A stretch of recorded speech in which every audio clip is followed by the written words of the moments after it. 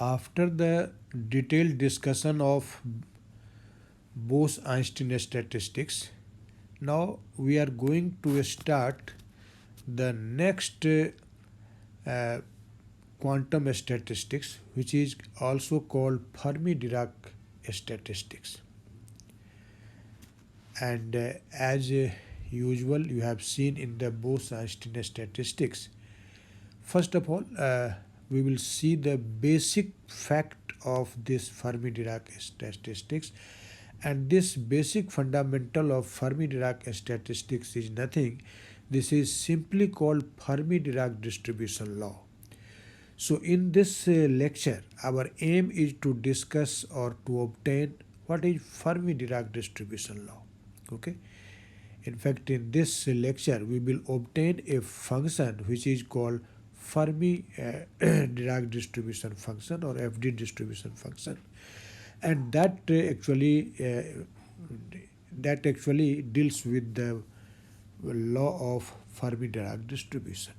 Okay, as you know that Fermi Dirac statistics is a quantum statistics, and in quantum statistics, you know, the particles for which we will apply this statistics are identical and indistinguishable. This is a common feature of any quantum statistics. Okay, and the group of particles which actually obey Fermi Dirac statistics are commonly called or collectively called fermions. Okay, so first of all, let us see the important features or important characteristics of these fermions. Actually, I have discussed these things earlier too. We simply say that fermions have odd half integral spins, while you have seen that the bosons have integral spins, but fermions have half integral spins. When you say half integral spins, what does it mean? You know that actually a spin is measured in unit of h bar. So in case of fermion, the spin will be either 1 by 2 h bar, okay, or 3 by 2 h bar, 5 by 2 h bar, and so on. Okay, and a particle which has a half integral spin, definitely they have actually anti-symmetric wave function. So all the fermions will have anti-symmetric wave function.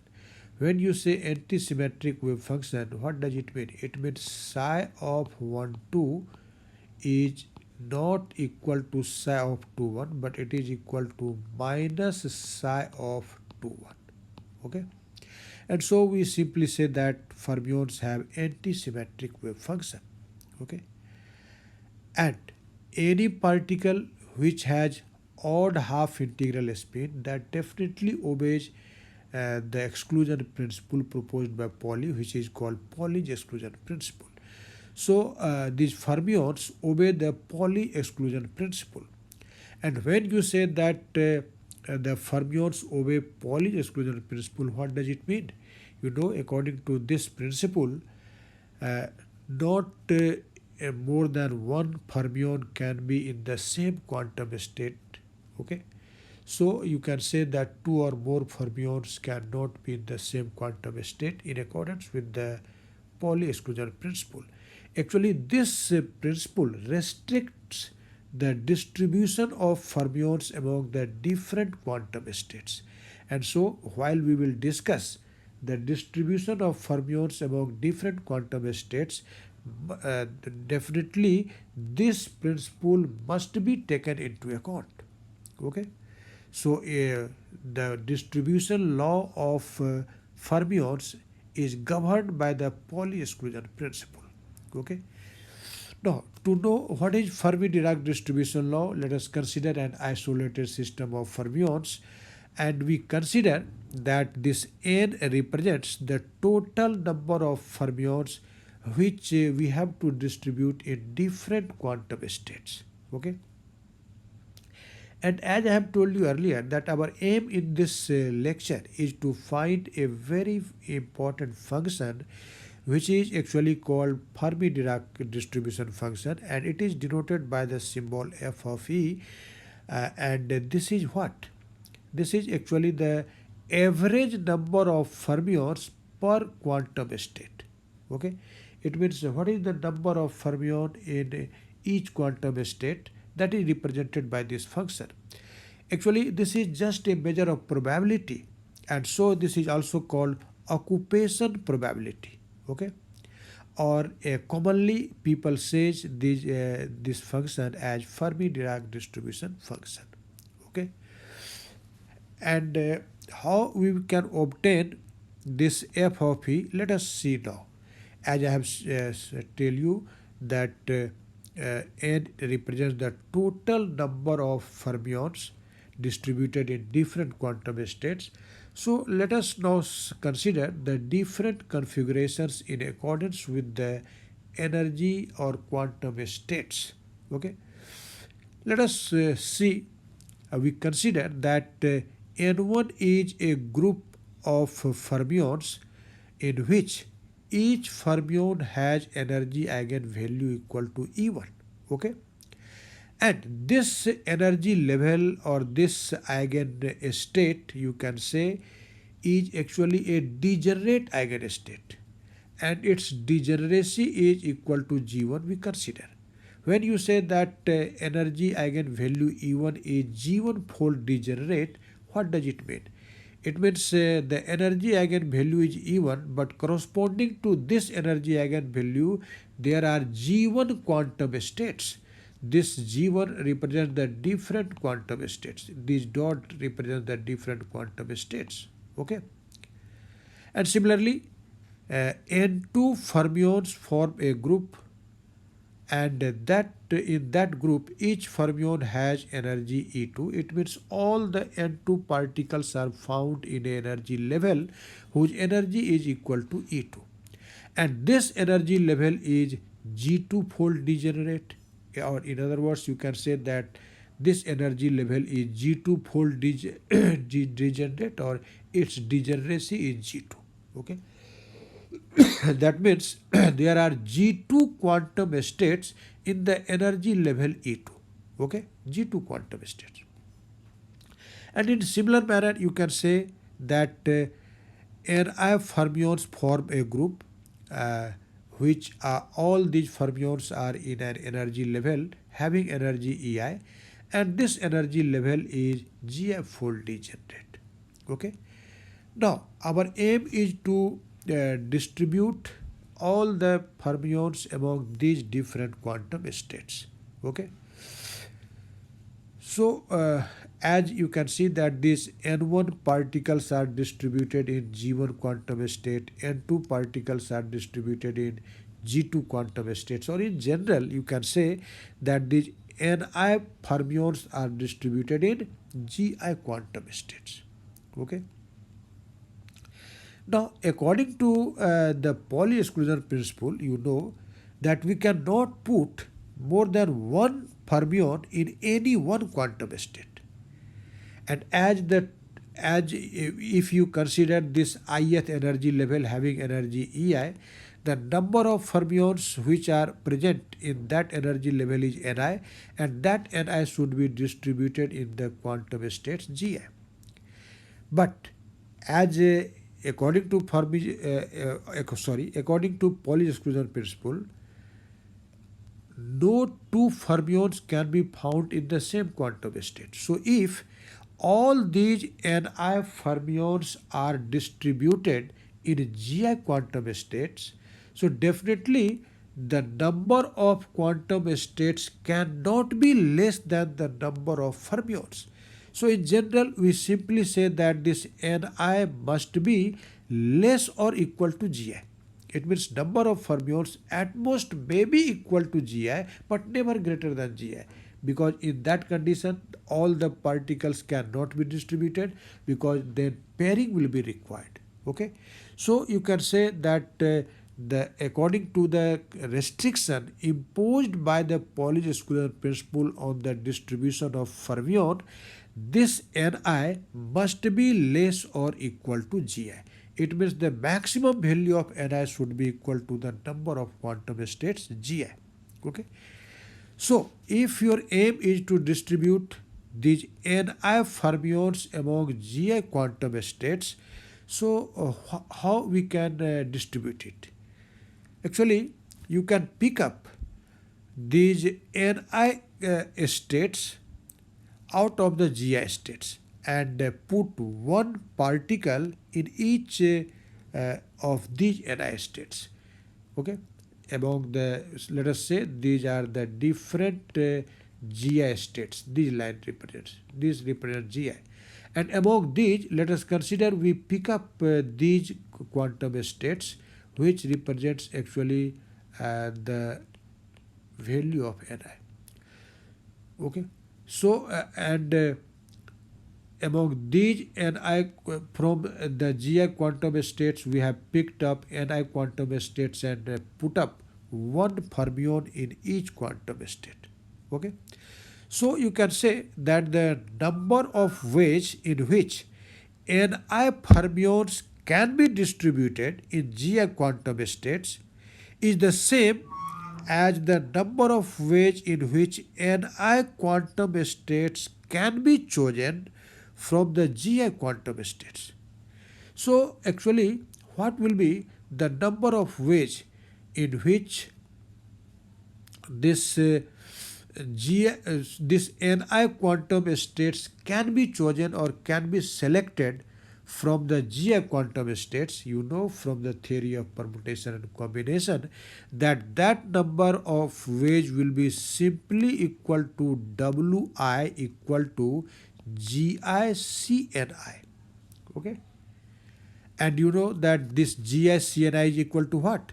This is Gi factorial Gi factorial and divided by Ni factorial times Gi minus Ni factorial. You know it. Okay. So in this way you can find the number of ways of distributing N1 fermions among the G1 quantum states, N2 fermions among the G2 quantum states, and so on. So the total number of eigenstates for the whole system, or in other words you can say that maximum number of microstates corresponding to the most probable macrostate will be what? Actually that probability W will be equal to the product of the all probabilities, and so you can write this W equal to W1 times W2 times W3 and so on. And this can be written as product over I. This product is denoted by this symbol pi, Wi. And when you will substitute this value of Wi defined in equation 1, this W will become pi over I Gi factorial over Ni factorial times Gi minus Ni factorial. Okay. Now you know that all these quantities Gi and Ni are very large, and in our expression factorial of Gi and Ni exist, and you have learnt when I have discussed the Stirling formula or a Stirling theorem or a Stirling approximation, whenever a large number is in our expression in the form of factorial, we must use the we must use a Stirling approximation, and for that we must take its logarithmic value. So to proceed ahead, we must take the natural log of this equation 2. So let us take its natural log, and you will get log W is equal to summation over I, because you know after taking logarithm the sign of product will change into sign of summation. So log W is equal to sigma I log Gi factorial minus log Ni factorial minus log Gi minus Ni factorial. Now, you know the Stirling approximation that log x factorial is equal to x log x minus x. So when we will apply this Stirling approximation on this RHS of this expression, what will be your result? You can easily see. You can see that this ln w can be now written as summation over I, and instead of this log gi factorial from the Stirling approximation, you can write this is gi ln gi minus gi. And for this ln ni factorial, we will write ni log ni minus ni. But since there is minus sign here, so this will be minus ni log ni plus ni. Okay. And similarly, this ln gi minus ni factorial is also approximated from a Stirling approximation like this. This is minus gi minus ni log gi minus ni plus gi minus ni. Okay. Now, see the first two terms here. You can take this gi as a common factor. Okay. And similarly, in the next two terms, you can take minus ni as a common factor. And in the last two terms, you can take gi minus ni as a common factor. So I have done like that. Okay. Now you know that this 1 is a very small number in comparison to log gi. This is also very small in comparison to log ni and log gi minus ni. So in all these expressions, 1 can be neglected. Okay. So here there is 1 which will be neglected. Here there is also 1. This will be also neglected, and this one will be also neglected. So neglecting all these 1, you can write that ln w is equal to summation over I gi log gi minus ni log ni minus gi minus ni log gi minus ni. Okay. Now, as you have seen that this w is the is the maximum number of microstates corresponding to the most probable macrostate or most probable configuration. So this w is actually will be the maximum value of this probability. And if w is maximum, this ln w will be also maximum. And if it is maximum, its change or its differential will be 0. So to further simplification, first of all, we consider we take the result that if ln w is maximum because it represents the probability corresponding to the most probable configuration, then we can take the condition like this. This is differential of ln w equal to 0. Okay. Now, we will substitute first of all we will calculate the value of differential of ln w, and after that we will impose this condition. So let us see what will be differential of ln w. Actually this expression is nothing, this is simply for ln w. Now take it differential. You can see the first term. Actually this first term you can see is a constant because the number of quantum states is fixed. Okay. So when you will take the differential of this gi log gi, that will be simply equal to 0. That will be simply equal to 0. And so you can write this is summation over I 0 and minus. Now we will take the differential of this product ni and times log ni. This is just a product of two functions. So you have to use the rule of differentiation of product of two functions. So you can see what will be this. This will be first function that is ni times differential of this ln ni. This will be 1 over ni times dni. Okay. And minus, now we will take this log ni at each and take the differential of Ni, which will be dNi. Okay, I think you are getting the things. And yes, now we will take the differential of this last term, which is product of Gi minus Ni times ln Gi minus Ni. So what will be this? You can see this will be minus, first function is here Gi minus Ni. Okay, and differential of this differential will be 1 over Gi minus Ni. Okay, Gi minus Ni times differential of Gi minus Ni. But you know that differential of Gi will be 0 and that of Ni is dNi. So this will be minus dNi. Okay.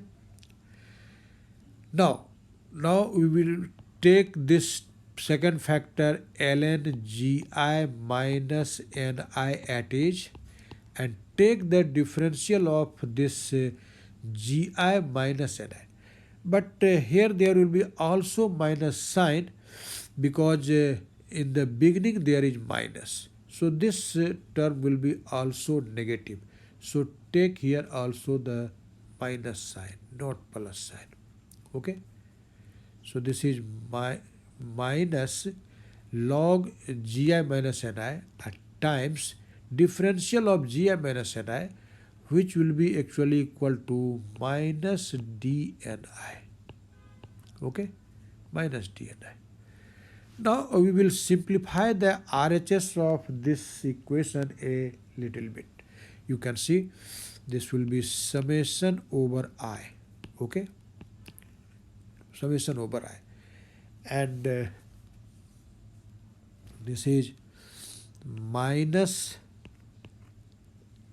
Ni, sorry, this will be actually cancel out, so there will be only minus dNi and minus ln Ni times dNi. Okay, and here this will be also cancel out and minus will be actually plus, so this will be plus dNi, and here this minus and this minus will become plus, so this is actually plus plus ln Gi minus Ni times dNi. Okay, this is just a simple algebra. Now this plus dNi and this minus dNi and this plus dNi will cancel out, and so your result will be what? You can see our result is summation over I, and this is minus ln Ni, okay, and plus ln Gi minus Ni, and we can take this dNi as a common factor. Okay, dNi as a common factor. Okay, so this is the value of the differential of ln W. Okay, now as in accordance with this condition, since W is the maximum probability, and so differential of this ln W is 0. So now let us equate the RHS of this equation equal to 0 for the most probable configuration, and therefore you can write that this summation over I minus ln Ni and plus ln Gi minus Ni times dNi is equal to 0. Okay, this is equal to 0, and we will take this result as an equation. This will be just equation number 4. Okay. Now, as you know that we have considered an isolated system of fermions, and since the system is isolated, so the total number of fermions will remain constant and the total energy of this system will be also constant. So you can say as n equal to constant. Okay. And what will be actually n? N is actually n1 plus n2 plus so on plus ni plus so on, and this equals constant. Okay. Or you can say that this is summation over I ni, and this equals constant. Okay. This is constant, and therefore you can write, actually the page is sometimes unstable. So if you will take the differential of this result, what will be our result? You can see this will be summation over I dni equal to 0, because in RHS there is constant and differential of constant will be 0. Okay. Again, you know that in case of the system of isolated fermion, the total energy E of this system is also constant. Okay. And when you say this total energy, what will be this? As you know that N1 fermions are in energy level E1. It means each of these N1 fermions has energy E1. So the total energy of N1 fermion will be what? This will be N1 E1. Okay. And that of N2 fermion, this will be N2 E2. And so if you will sum up all these products, then you will get the total energy of the system, and that will be equal to in fact 0. Sorry, not 0 but constant. That is constant. And in brief, you can write this sum as summation over I ni ei equal to 0.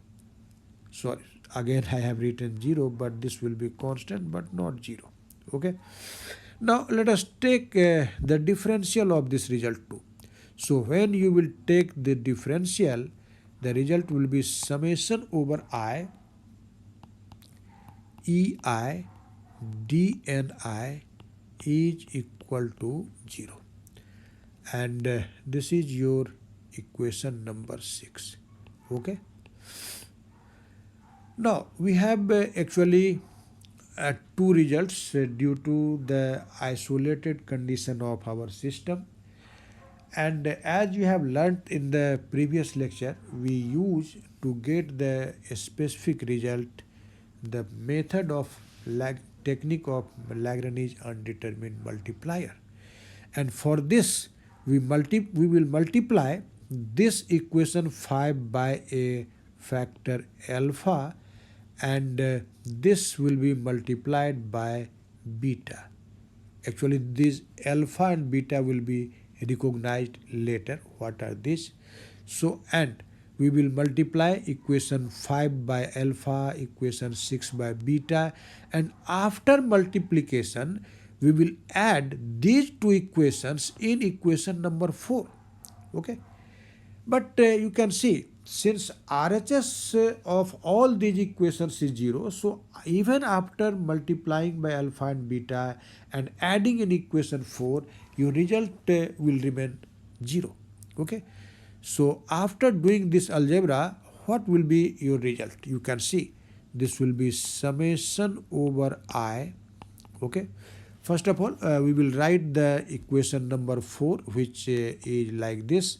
This is in fact minus ln ni and plus n ln Gi minus Ni. Okay, and then we will add in this result equation 4 after multiplying by alpha. So let us multiply it by alpha. Actually, we will take Dni as a common factor. Okay, and plus this term after multiplication by beta.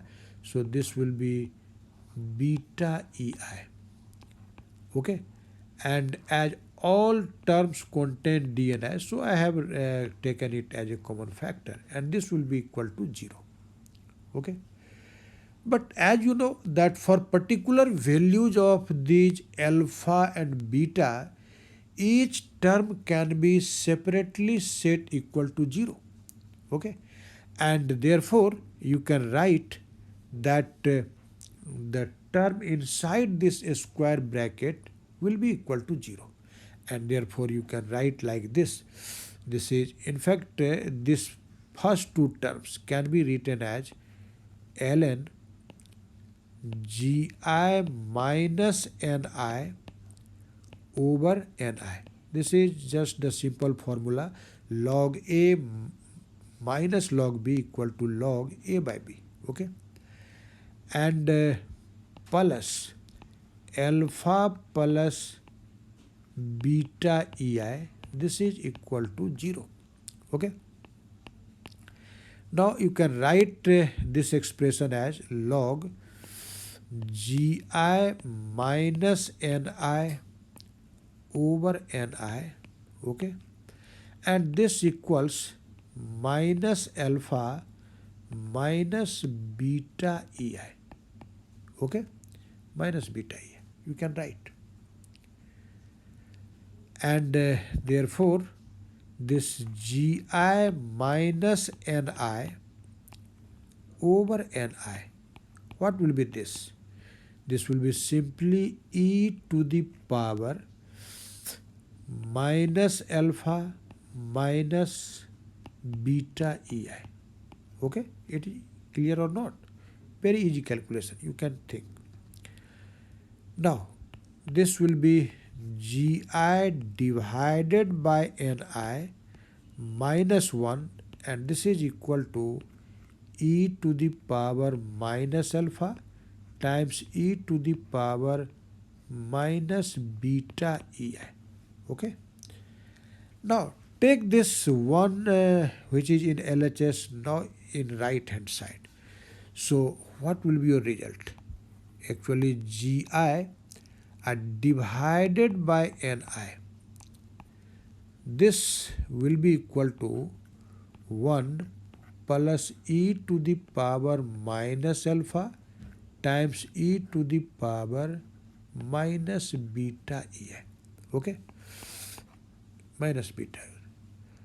Now you can write Ni divided by Gi. What will be that? That will be 1 over 1 plus e to the power minus alpha times e to the power minus beta Ei.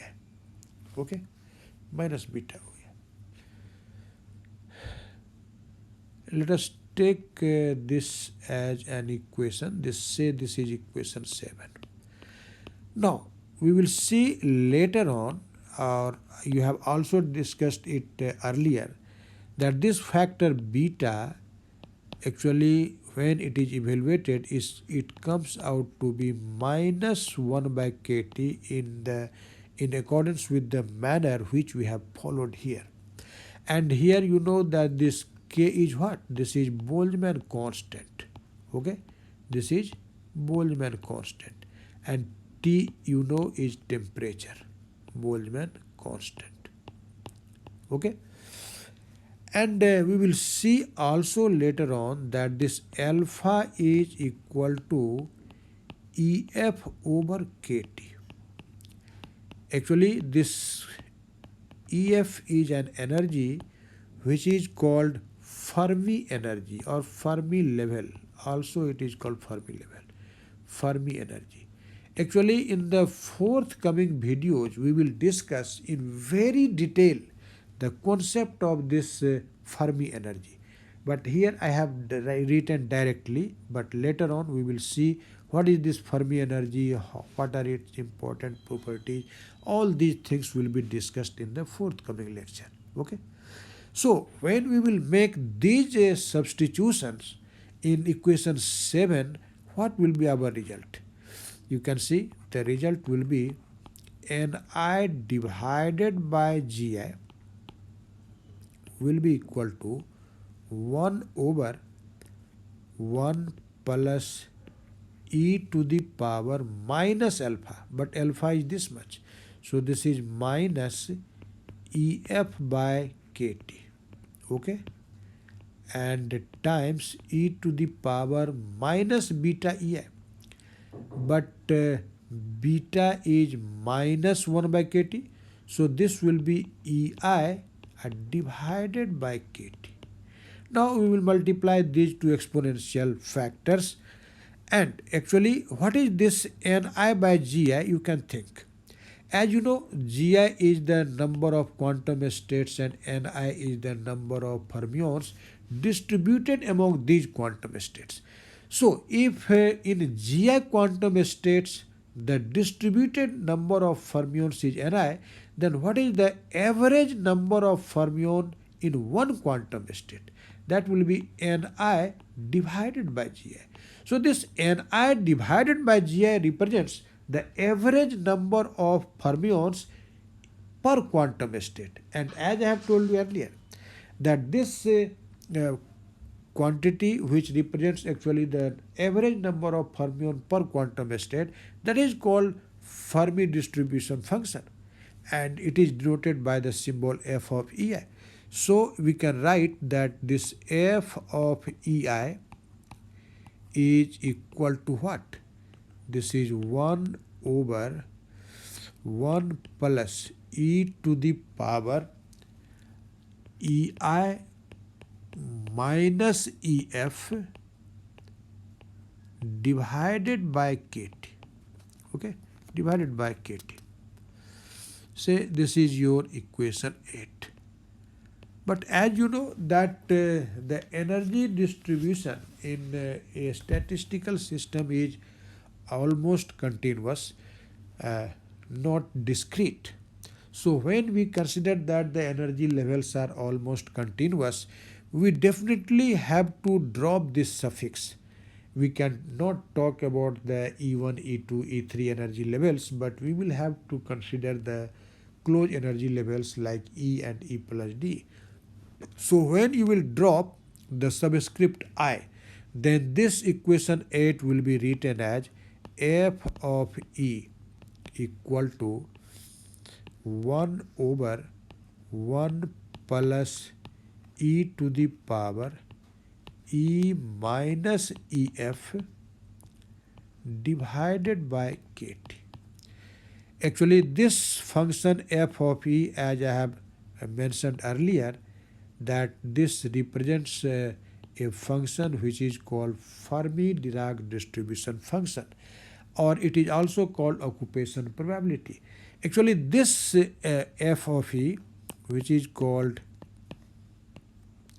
FD distribution function, this actually, as you have seen, represents the average number of fermion distributed in per quantum state. Okay, so this is actually the measure of the probability that how many fermions are distributed in the different quantum states, or up to which level these fermions are distributed. Actually all these facts will be discussed in the forthcoming lecture. As I have told you, in this lecture our aim is only to derive this result. Only this equation A is actually called FD distribution law. This is called FD distribution law. Okay, and this very function is called FD distribution function.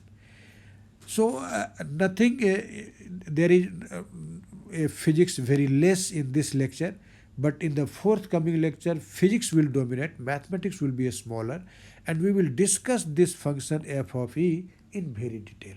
And then you will understand what is this Fermi distribution law or what is this Fermi distribution function. Okay, thank you very much.